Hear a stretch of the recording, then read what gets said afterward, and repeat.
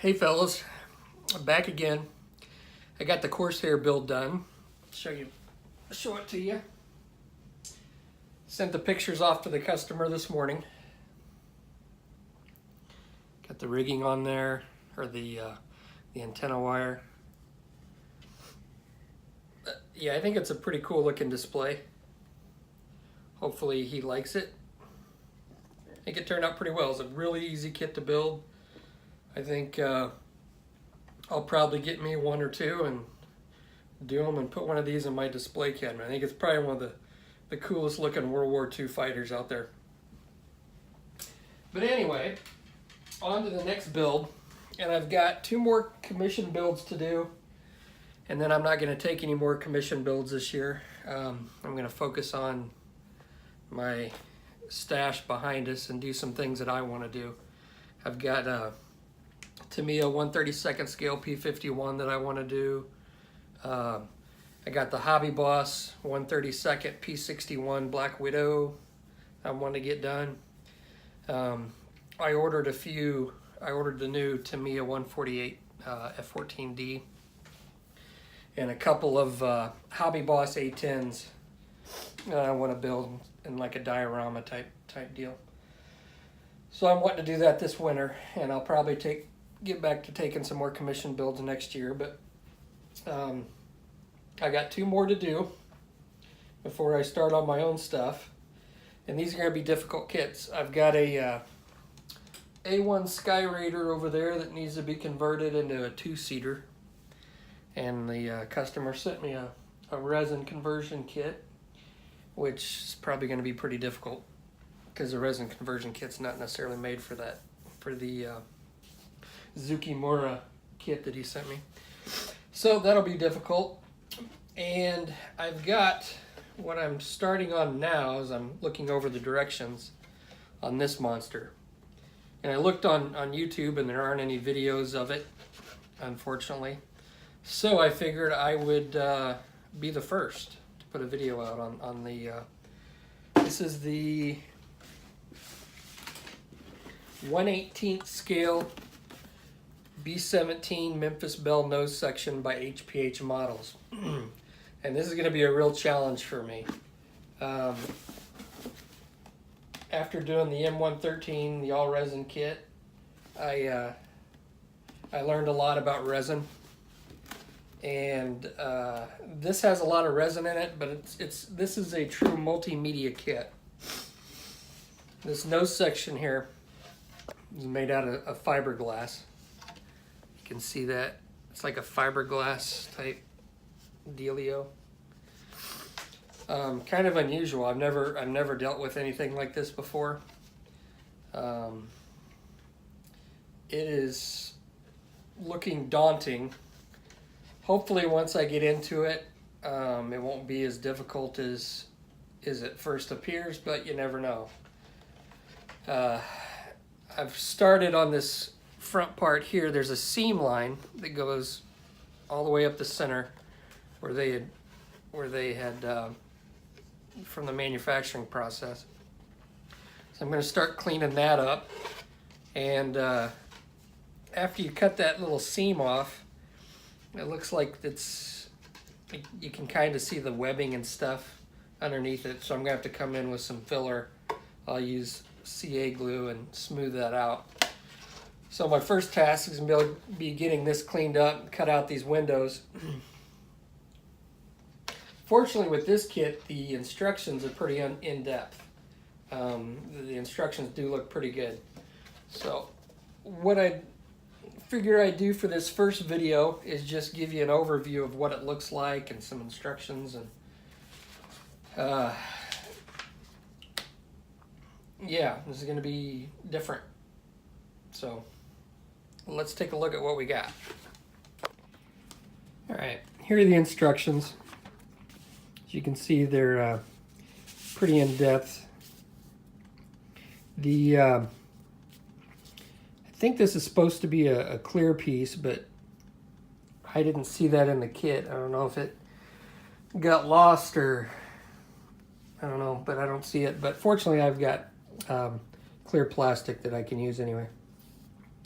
What's interesting as I read through these instructions is that they give you several different options. And let's look at the clear pieces. These are all not injection molded. I don't know, what do you call that? I forget, I have a brain fart. Vacuum formed. These are all vacuum formed clear pieces. What I do like is they give you a couple different options with these clear pieces. And they give you 2 of each one, just in case, I guess, you screw up. It's not that thick, probably about maybe a millimeter thick, be my guess. But it's still fairly sturdy. But they give you an option right here. You can either cut out, where's my big piece?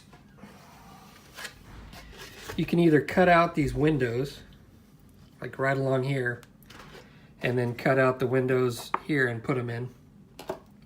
Or you can cut out this whole section and just replace it. So I think what I'm gonna do after I get this cleaned up is I'm gonna start trying to cut these windows out. And it's one of those things you're gonna have to be pretty accurate in your cuts, so you're gonna have to be careful and just do it incrementally. And then try to glue the windows in that way. And if for some reason I screw up and I fail, then I can just cut out that piece and then replace it. So that's one of the initial things that I like about this kit that I've seen so far, is that they give you options like that, and they give you enough materials to screw up once or twice. Same thing with these parts. The nose section. The other nose section in this kit came with like a dent in it. And I don't know if that happened during shipping or what, but so I've pretty much only got one chance to get this correct.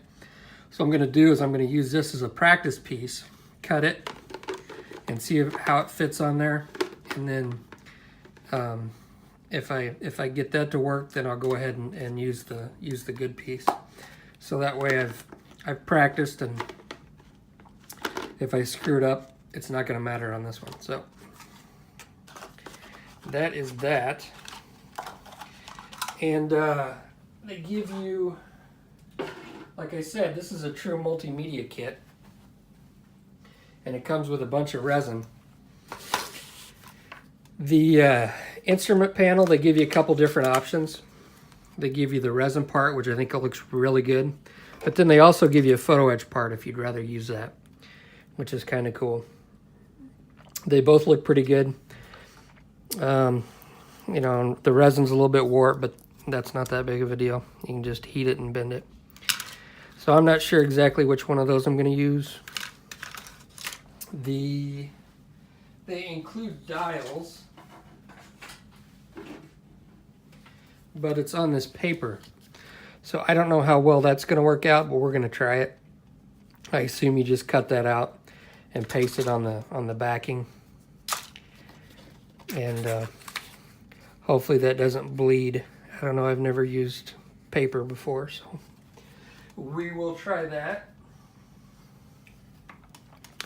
As we go through the instructions here, it's pretty self-explanatory. There's a little bit of scratch building. They give you balsa wood for the wood parts. I don't know if I'm going to use that or not. I don't know, it just doesn't seem to scale, I think, once you put it in there. But we'll see how it works out. I'll try it, and if not, I got plastic card that I can make look like wood. So comes with a wooden door, and this is the desk for the bombardier's compartment, and then the flooring for the bombardier's compartment. So we'll see how that looks. I'll try it. Pretty much most of it's resin. The inside parts are resin. I mean, there's very little photo etch. You've got the photo etch seat belts, and then again that instrument panel. So not much photo etch. a lot of resin, and then the fiberglass shell. I don't know how well that fiberglass is going to cut, so I'm going to have to get my Dremel tool out and see how that works. But looks like I'm going to be using a lot of 2-part epoxy on this. Not exactly sure how I'm going to do the windows. I've got some ideas running through my head, but you know, I'm not really going to know how it's going to work out till I get in there and do it. So I will get started on cleaning the fiberglass shell up and start cutting out the windows, and then I'll probably put together a video on different parts. I'm not going to do like a full video build, but I will intermittently, pretty much like I do all my other videos, show you what I've completed, and I may do some other videos if I run into something that I think warrants a documentation in video.